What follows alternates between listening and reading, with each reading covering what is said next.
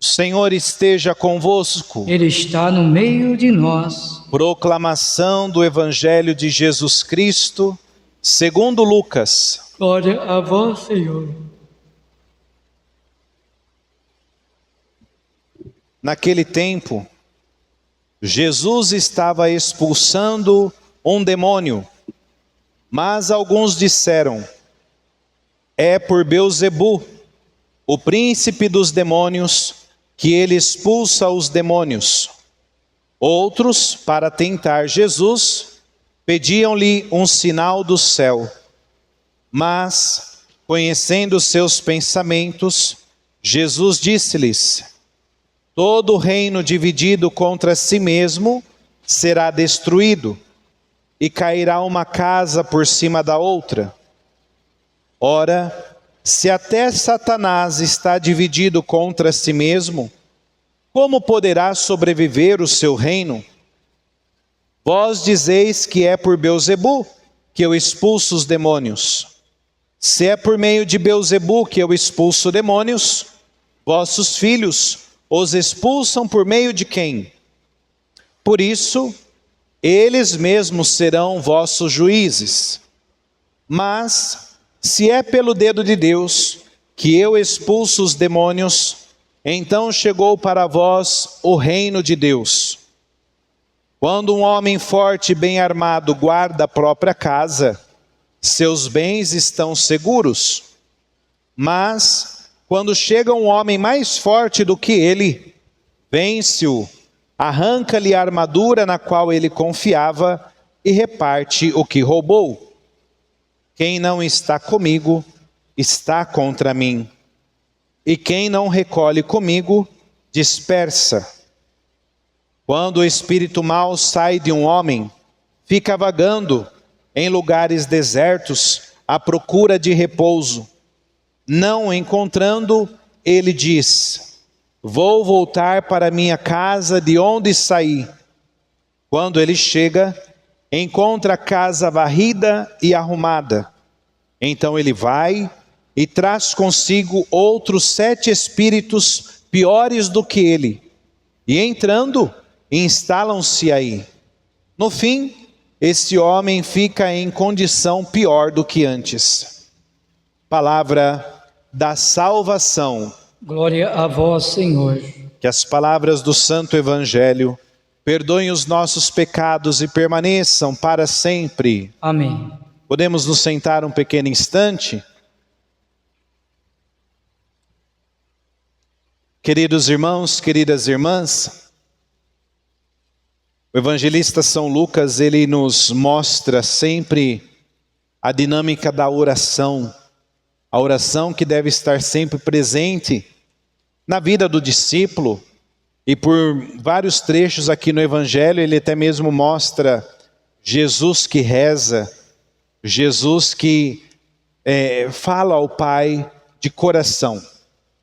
E se nós voltarmos até mesmo no Evangelho de hoje, o capítulo 11, nós voltarmos um pouquinho num versículo anterior. Nós começamos com o versículo número 15 hoje, mas o versículo de número 14 relata até mesmo aqui a cura que Jesus tinha feito de um mudo, de uma pessoa muda. No tempo bíblico, a doença, a enfermidade, o não falar, o não ouvir, a cegueira, era considerada como uma espécie de demônio que estava na vida da pessoa.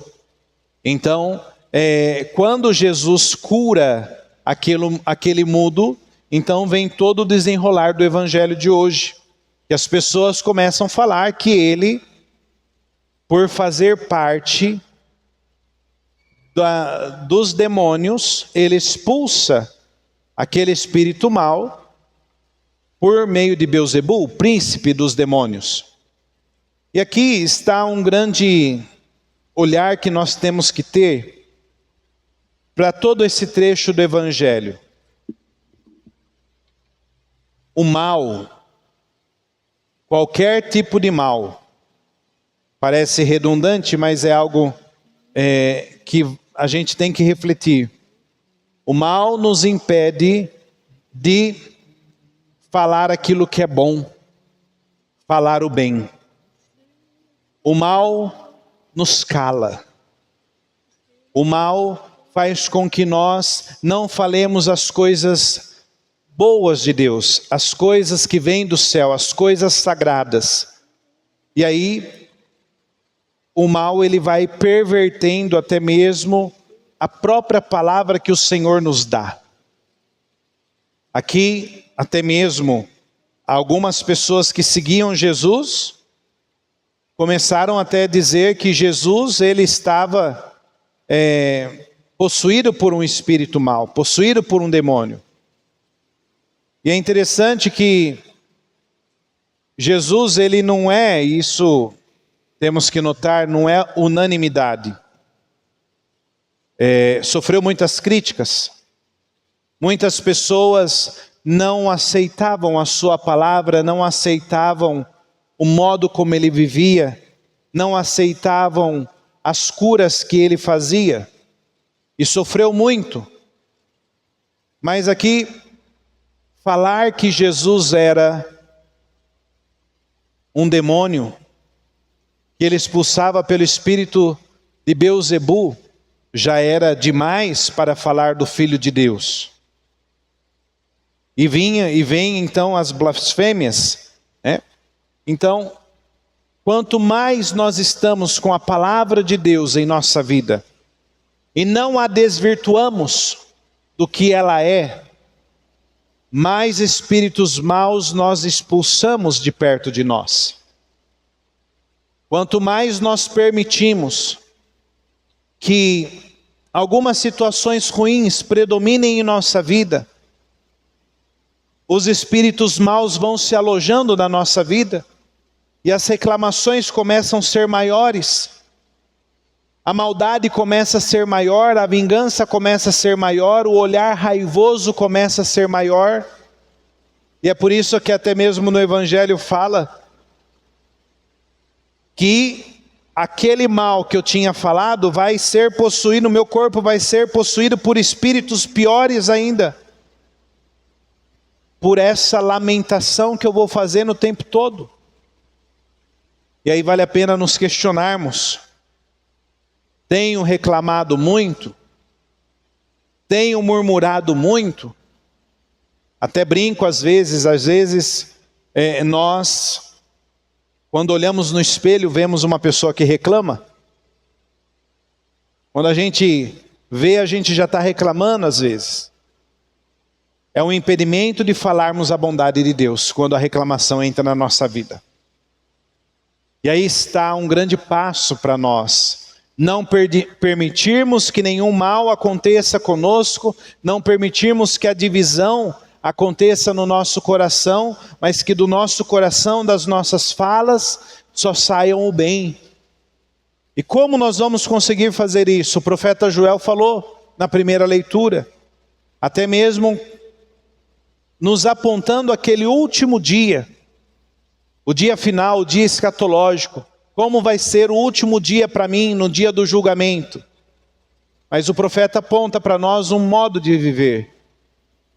Que façamos a nossa oração intensa, façamos as nossas obras de misericórdia, façamos jejum se for necessário, sacrifícios se for necessários, para permanecer com a palavra do bem em nossa vida, e não com a palavra do mal.